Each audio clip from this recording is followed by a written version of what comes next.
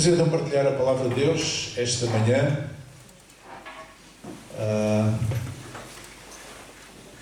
Eu chamei a esta meditação uma espécie de exílio. As crianças podem descer, sim. Eu chamei esta meditação uma espécie de exílio. Eu já vou explicar porquê. Não sei se vocês viram as imagens em Espanha, em Madrid. Está tudo coberto de neve, parece a Escandinávia.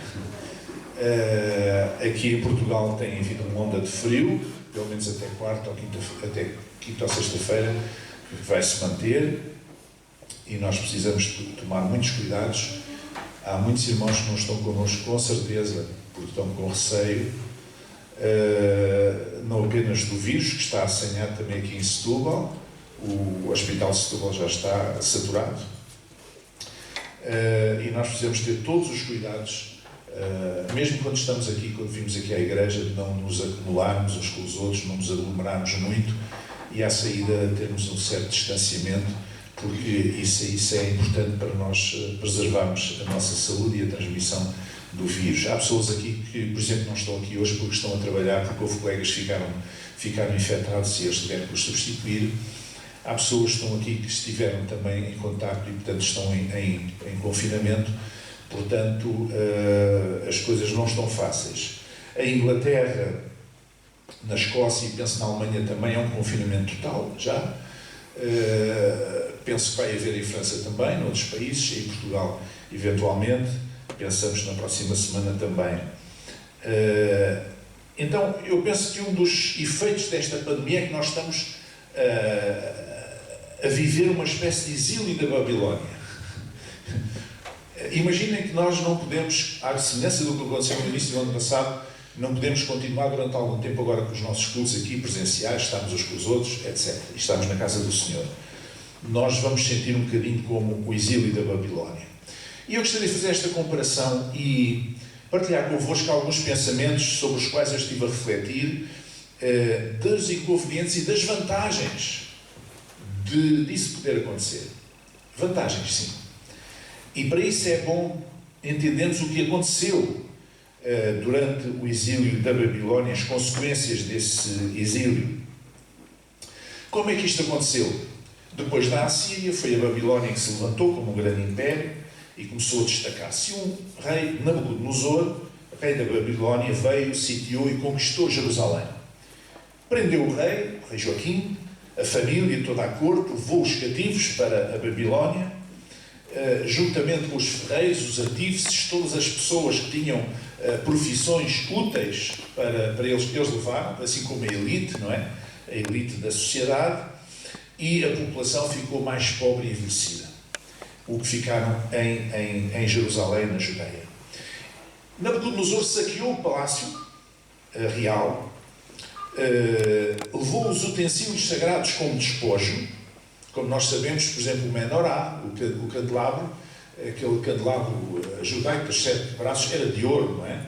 E muitos outros utensílios que ele levou, saqueou, e o templo foi destruído, e então o povo foi levado, a nata do povo foi levada para bastante longe, para a Babilónia. Nós temos essa descrição nos livros históricos do Antigo Testamento, como os casos dos livros de Reis, onde nos conta algumas coisas que aconteceram com os jovens Sadraque, Mesaque e Abdenego na Babilónia, Daniel, etc., com outras situações, mas isso é apenas uma pequenina nesga daquilo que nós podemos ver do que aconteceu na Babilónia. Mas eu gostaria que nós lêssemos rapidamente, em 2 Reis, capítulo 24, 10 a 16, para contextualizarmos o que estamos a falar. Diz assim, 2 livro de Reis, capítulo 24, 10 a 16. Naquele tempo subiram os servos de Nabucodonosor, rei da Babilónia, a Jerusalém, e a cidade foi cercada. E também veio Nabucodonosor, rei de Babilónia, contra a cidade, quando já os seus servos a estavam cercando. Então saiu Joaquim, rei de Judá, ao rei da Babilónia, ele e sua mãe, seus servos e seus príncipes, e seus eunucos, e o rei da Babilónia o levou preso no 8º ano do seu reinado. E tirou dali todos os tesouros da casa do Senhor e os tesouros da casa do rei, e fendeu todos os vasos de ouro que fizera Salomão, rei de Israel, no templo do Senhor, como o Senhor havia dito. E transportou toda a Jerusalém, como também todos os príncipes e todos os homens valorosos, 10.000 presos, e a todos os carpinteiros e ferreiros, e ninguém ficou senão o povo pobre da terra. Assim transportou Joaquim a Babilónia, como também a mãe do rei, as mulheres do rei, seus eunucos e os poderosos da terra, levou presos de Jerusalém a Babilónia. E todos os homens valentes até 7.000, e carpinteiros e ferreiros até 1.000, e todos os varões destes da guerra, a estes o rei da Babilónia levou presos para a Babilónia. Então, como nos diz o autor do livro de Reis, Nabucodonosor, o rei da Babilónia, levou os utensílios do palácio do rei, do templo, saqueou tudo, levou o rei preso, a família do rei, toda aquela envolvência, os líderes, a aristocracia judaica, os artífices, portanto, as pessoas que tinham profissões que interessavam, ele levou-os todos e deixou só os velhos, vamos dizer assim, o povo pobre da terra, como diz aqui. Então nós vamos encontrar o povo de Israel no exílio da Babilónia, sem templo, sem rei e sem terra. Diga comigo, sem templo, sem rei e sem terra. E eu gostaria de meditar convosco hoje e nos próximos 2 domingos, seja presencialmente ou não, ou pela internet, como for, sobre estes 3 aspectos: sem templo, sem rei e sem terra. Eles tiveram de se adaptar às novas circunstâncias. Eu falei aqui há algum tempo sobre adaptação. E expliquei que está provado que os animais que melhor se adaptam são aqueles que sobrevivem. E disse também que o ser humano tem uma grande capacidade de adaptação. Nós temos capacidade de adaptação. Há uma lei da física, ou enfim, não sei bem se é a lei que se chama, e tem aqui um engenheiro a ouvir, não sei, espero não dizer de mais neira, que é a resiliência dos materiais, que é diferente de resistência. A resistência é um determinado material, seja de madeira, seja de metal, sofre uma pressão e há um ponto que quebra, que já não aguenta mais a pressão e quebra. Isso é resistência. Resiliência é outra coisa. É a capacidade desse material se adaptar, ser flexível para não ficar destruído, não ficar partido, mas ficar adaptado à pressão que está a sofrer. Esse princípio foi transposto depois para a psicologia, no sentido emocional, ou seja, as pessoas que têm resiliência são as pessoas que são capazes de encaixar, digamos, de se adaptar, de ser flexíveis o suficiente para não partir. Quando nós dizemos que uma pessoa teve um esgotamento, quer dizer que a pessoa, o ponto de resistência quebrou. Mas se a pessoa tiver resiliência, então a pessoa não vai quebrar, vai se adaptar àquela situação. E o povo de Israel teve que se adaptar à situação. Que consequências teve a destruição do templo e o facto de eles terem sido levados para milhares de quilómetros de distância do templo? Bom, eu devo dizer que o templo de Israel era o centro da adoração. Não havia outro para o judaísmo antigo. Ou seja, as pessoas, tudo aquilo que a lei de Moisés prescrevia como culto a Deus era feito no templo em Jerusalém. Os sacrifícios dos animais eram apresentados no templo em Jerusalém. O altar de incenso era no templo em Jerusalém, que estava a arder de dia e de noite. A mesa dos pães da proposição era no templo que estava. O altar dos holocaustos, dos sacrifícios, também era no templo que estava. O lugar santíssimo era no templo que estava. O menorá, portanto, o candelabro de ouro, era também no templo que estava. Tudo estava no templo. E o povo ia ao seu culto, adorar a Deus, no judaísmo, ali no templo em Jerusalém. E mesmo as pessoas que moravam fora de Jerusalém, longe, não apenas em toda a Judeia, a província da Judeia, mas noutras terras de Israel, ou até fora de Israel, no norte da África, por exemplo, e noutras nações gentias, normalmente organizavam-se para ir a uma das 7 grandes festas judaicas no templo, que todos os anos aconteciam. Não é? A festa festa da Páscoa, a festa do Pentecostes, 7 festas que eles tinham, festas das colheitas, etc. 7 festas que eles, Purim, 7 festas que eles tinham, e então organizavam-se para ir. É por isso que nós vamos encontrar na Páscoa, no dia, na altura em que Jesus morreu, que havia forasteiros lá, e vamos encontrar no início do livro de Atos dos Apóstolos, quando o Espírito Santo desceu sobre aqueles 120 discípulos, homens e mulheres, no cenáculo, que havia uma multidão tremenda de 15 ou 16 regiões diferentes do mundo de então, que estavam reunidos em Jerusalém. Porquê? Porque tinham ido às festas do templo. Então o templo era um lugar único de adoração. Era um lugar único de adoração, não havia outro. E agora o povo tinha sido afastado do seu templo, o templo destruído. Eles tinham sido afastados para muito longe, não podiam voltar. Como é que eles iam resolver a sua adoração a Deus? Que consequências teve para eles a destruição do templo? Houve 3 tipos de consequências, pelo menos, que eu vou falar.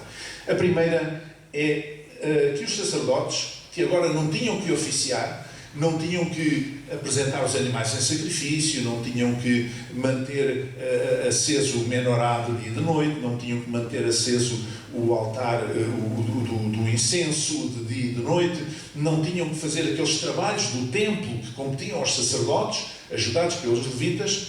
Agora que eles não tinham que fazer isso, porque eles não estavam no templo, estavam longe, tinham ido para a Babilónia, o que é que eles fizeram? Eles começaram a dedicar-se à escrita. Começaram-se a dedicar à escrita, ampliando o material que já existia, reinterpretando a história, segundo a visão sacerdotal. Eles refizeram a compreensão de Deus, do conceito de Deus que o povo tinha. Escreveram no sentido de tornar mais perceptível o conceito de Deus para eles. É claro que nesta literatura sacerdotal há muita mágoa, há muita tristeza, há alguma amargura, porque eles tinham sido levados cativos, mas eles sabiam que tinham ido cativos por causa da sua incredulidade, por causa da sua rebeldia para com Deus. Isso está tudo nessa literatura. Então eles recolheram o material que já existia, acrescentaram outros escritos, e assim surgiu uma tradição organizada que é chamada a literatura sacerdotal.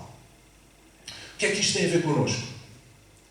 Tem a ver o seguinte, irmãos. Sabem que há uns anos, durante anos, nós fizemos isso, agora temos os cultos muito controlados com o tempo, não temos muita oportunidade de o fazer.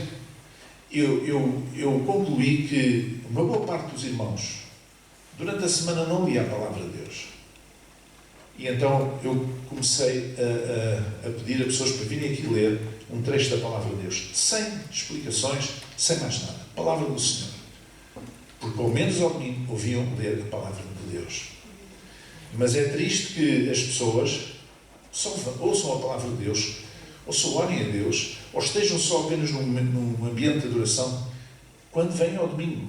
E às vezes nem isso. Então, esta circunstância da literatura sacerdotal fala-nos da importância de ler a Palavra e de meditar nela. Nós precisamos de Palavra como pão para a nossa boca, para nós nos mantermos fiéis e firmes na presença do Senhor. Irmãos, já vi muitas coisas ao longo de 35 anos de ministério e ao longo de 60 anos de vida de fé. Já vi muita coisa acontecer. Muita coisa acontecer. Percebe? Pessoas que não estruturaram a sua vida na palavra, apesar de terem uma excelente palavra na sua igreja, um excelente ensino, não estruturaram a sua vida na palavra e derivaram não sei para onde. Estou-me lembrando de uma pessoa que durante anos parecia uma mulher cheia do Espírito Santo e que hoje dá consultas tipo bruxaria por aí. Esta mulher não estruturou a sua vida na Palavra de Deus. Entende? Nós precisamos estruturar a nossa vida na Palavra de Deus.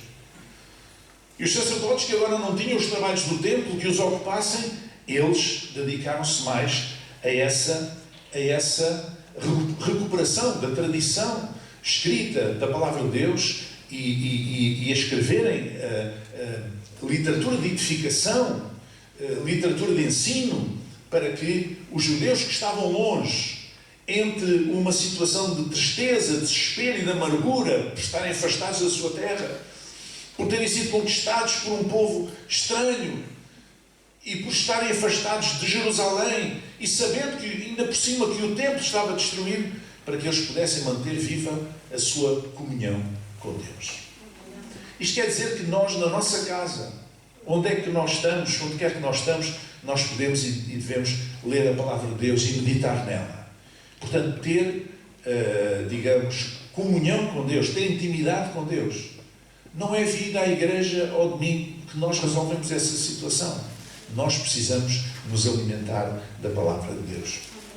Então isto foi uma consequência positiva da destruição do templo, do exílio da Babilónia. A segunda foi a criação das sinagogas. Até aí, apenas a adoração a Deus era única e exclusivamente no templo em Jerusalém. Agora, sem templo, lá na Babilónia, longe, o que é que os sacerdotes fizeram? Procuraram manter viva a fé judaica e devolver a palavra de Deus ao povo. Não se limitaram apenas a escrever coisas. Eles quiseram que o povo tivesse alguma espécie de comunhão e criou-se a sinagoga. Esta instituição chamada sinagoga. O que é sinagoga? Sinagoga é um sítio, não é como o templo, não se podia apresentar os sacrifícios de animais, conforme a lei de Moisés, mas era um lugar onde os judeus se reuniam para cantarem os seus cânticos espirituais, para fazerem as suas orações, e qualquer varão podia pedir um texto de um dos rolos das Escrituras, da lei e dos profetas, ler um trecho e falar um pouco sobre ele, e comentar. E também, ao mesmo tempo, as sinagogas eram uma espécie de escolas, onde os meninos, os rapazes, aprendiam a ler diretamente na Tora, na lei, nos livros da lei, do Pentateuco.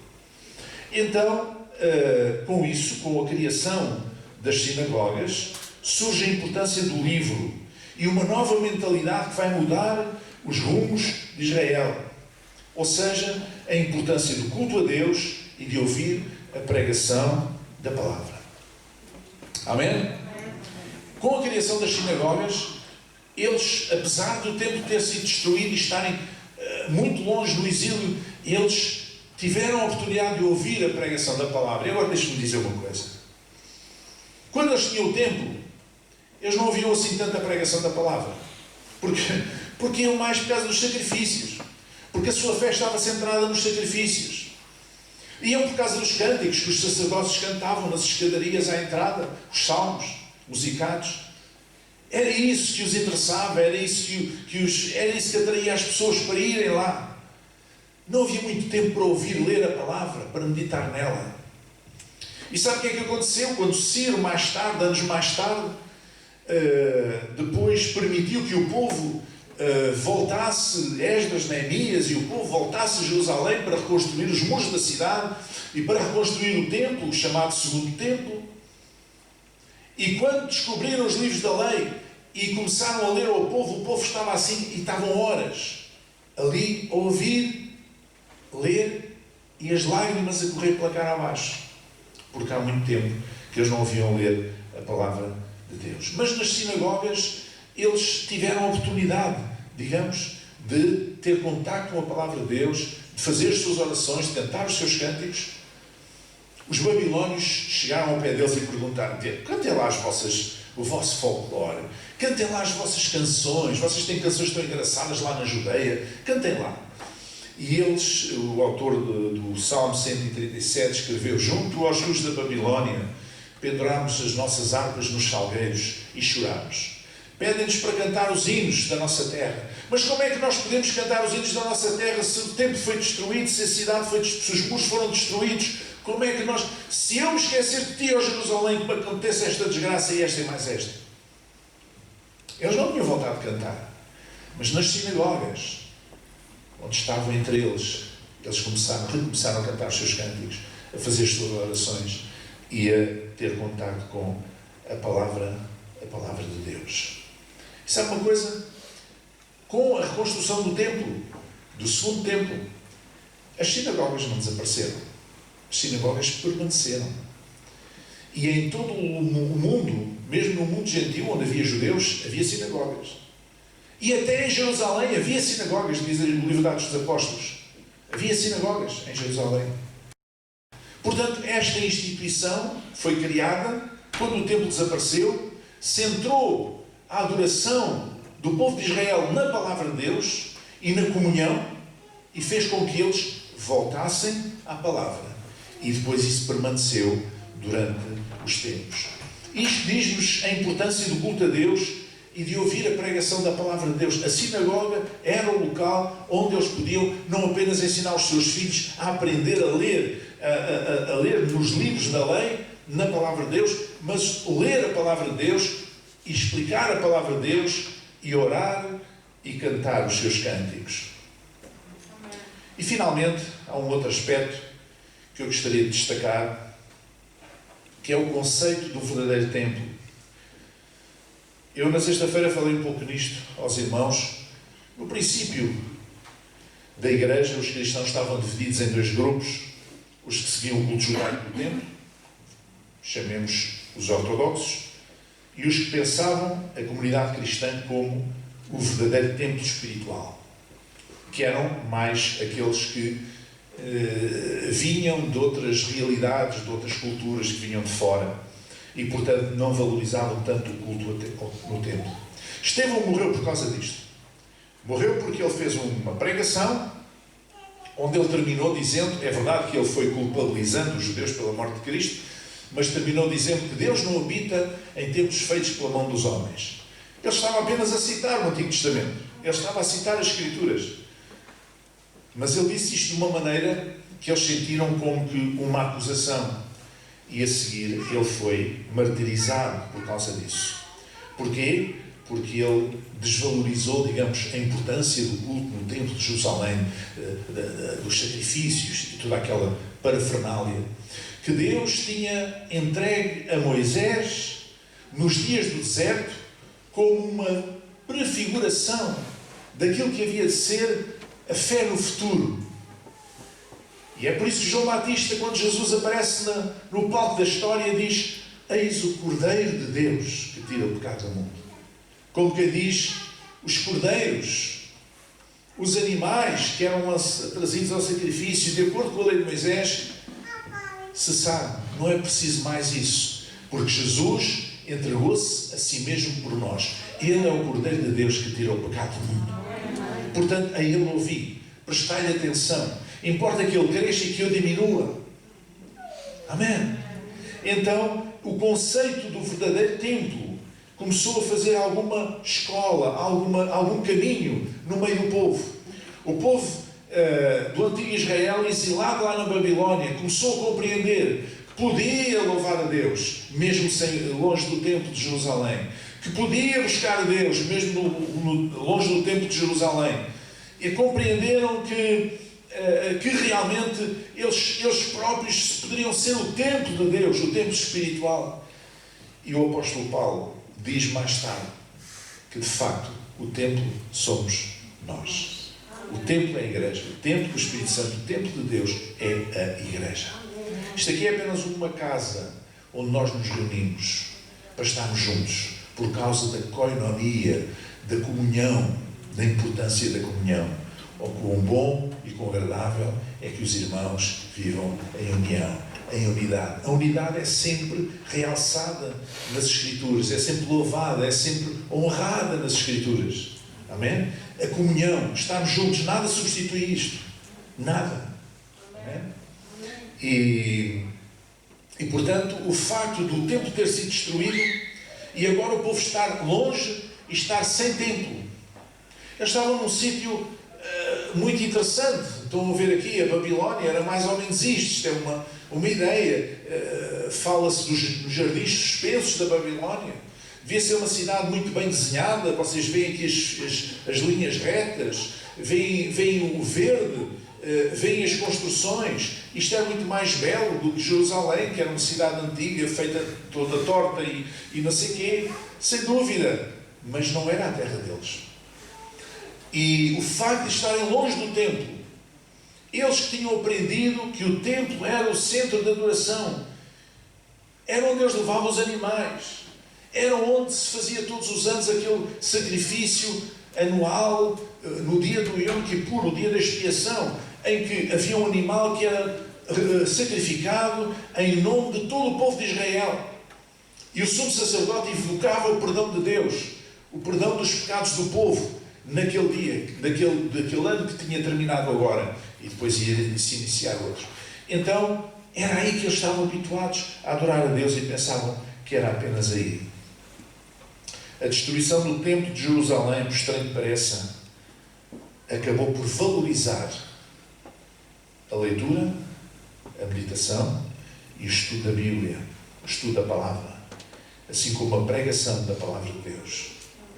Acabou por valorizar, aproximar a palavra de Deus das pessoas. E aqueles que antes iam apenas ao templo para assistir a um espetáculo religioso. Sabe quando a liturgia é extremamente elaborada? Quando há liturgias extremamente elaboradas no meio cristão, e isto é transversal, quando não são liturgias simples, quando há muita elaboração, assim uma coisa, nós corremos o risco de passarmos ao lado daquilo que é essencial. Porque nós reunimos para cultuar a Deus. Não é para ouvir boas vozes, nem bons instrumentos, nem bons músicos, nem bons pregadores, embora que nós devemos cantar o melhor possível, tocar o melhor possível, pregar o melhor possível e dar a Deus a nossa excelência. Porque Ele merece. E nós estamos a servir as pessoas, mas estamos a servir Deus através das pessoas. Pois não há outra forma de servir a Deus a não ser através das pessoas. Como eu tenho dito tantas vezes, Deus não precisa de nós para o servirmos. Deus tem lá os anjos, miríades de anjos, milhares de anjos. Mas se nós queremos servir a Deus, é aqui, enquanto estamos aqui, como? Servindo aos outros. Amém? E portanto, quando nós cantamos, quando nós louvamos, quando nós tocamos para Deus, quando nós pregamos a palavra de Deus, estamos a pregar para as pessoas. Estamos a cantar para as pessoas. Alguns dizem, estou a cantar para Deus. Não, não está a cantar para Deus, está a cantar para as pessoas. Está a servir a Deus, mas está a cantar para as pessoas. E nós temos a obrigação de fazer o melhor, é verdade. De dar o nosso excelente. Sabe o que é o nosso excelente? A nossa excelência, sabe o que é? Algumas pessoas pensam que a excelência é nós temos aqui o Pavarotti, por exemplo, a cantar. Isso é que é excelente. Não. Excelência é aquilo que eu posso dar, o melhor que eu tenho para dar a cada momento. É o meu excelente. É o meu melhor. Eu não tenho mais. Não tenho uma voz melhor, não posso dar uma voz que eu não tenho. Não sei tocar melhor, não tenho técnica melhor, não posso dar aquilo que eu não tenho.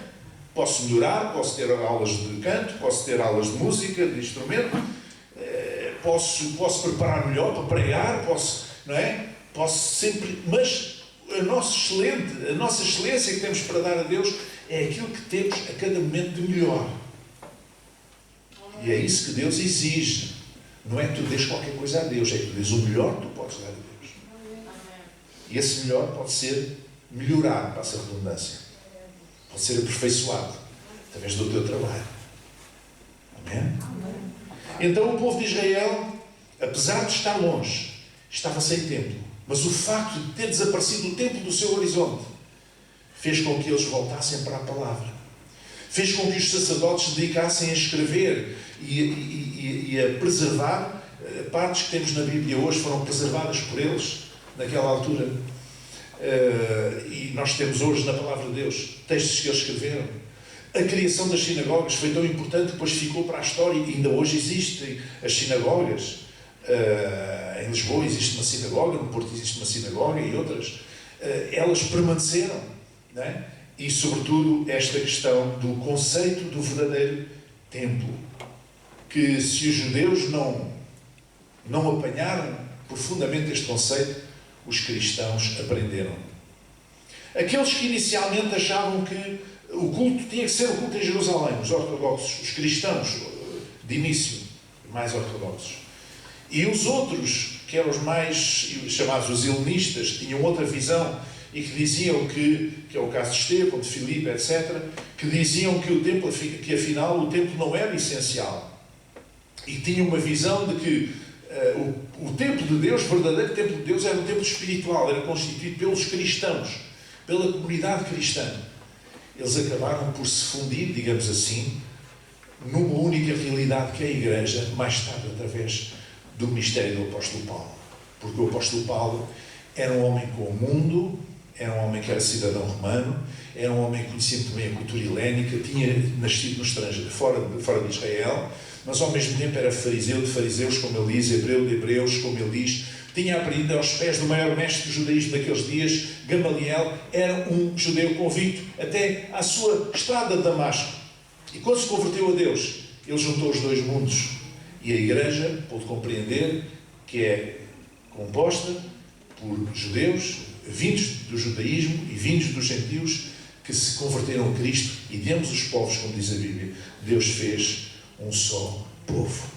E por isso o apóstolo Paulo vai dizer mais tarde que nós, Igreja, somos o templo do Espírito Santo. Portanto, irmãos, se nós estivermos confinar, como eu disse de início, nas próximas semanas, 15 dias ou um mês, não sei ainda, vamos saber na outra semana, não se esqueçam disto. O templo somos nós. Não se esqueçam destas lições do povo de Israel. Eles tiveram que preservar a palavra, tiveram que preservar a leitura da palavra, a oração, os cânticos. Eles preservaram a comunhão com Deus. O facto de, se a sua vida espiritual está apoiada apenas quando você vem à igreja, você não tem vida espiritual, desculpe que lhe diga. E se nós precisamos de comer todos os dias para sobrevivermos, nós também precisamos nos alimentar de Deus, das coisas espirituais todos os dias, para nos subsistirmos espiritualmente. Amém? Então, que Deus nos possa ajudar a compreender esta circunstância, com certeza que sim. E nos próximos 2 domingos, aqui ou pela internet, nós vamos falar das outras 2 questões. Um povo ficou sem rei e um povo ficou sem território, sem terra. O que é que isso nos ensina hoje? À semelhança do que nós refletimos sobre um povo que ficou sem templo. Vamos ficar em pé. Nosso Deus e Pai, nós louvamos e exaltamos o Teu nome, Senhor. Nós Te agradecemos pela Tua palavra, porque ela sempre traz ensino prático, Senhor, à nossa vida. Senhor, nós colocamos nas Tuas mãos a nossa vida, a nossa saúde. Ó Deus, tendo o compromisso de cuidar de nós próprios e dos outros, Senhor, com os cuidados necessários, Senhor, mas apesar de tudo a nossa vida está nas Tuas mãos, Senhor. Pai, eu Te peço que possas abençoar a Tua Igreja, Senhor, nesta fase difícil. Aqueles irmãos que não saíram com receio do frio, com receio do vírus, Senhor, com receio das circunstâncias atuais que estamos a viver. Ó Deus, que ponhas a Tua mão sobre eles. E, Senhor, e aqui nos cultos presenciais ou pela internet, Senhor, que nos possas continuar a falar ao nosso coração, que a nossa aliança contigo seja reforçada uma vez mais, Pai. Em nome de Jesus. Abençoa o Teu povo, Senhor. Abençoa cada irmão, cada irmã, cada jovem, cada criança, cada família aqui representada, Pai. Em nome de Jesus. Que Deus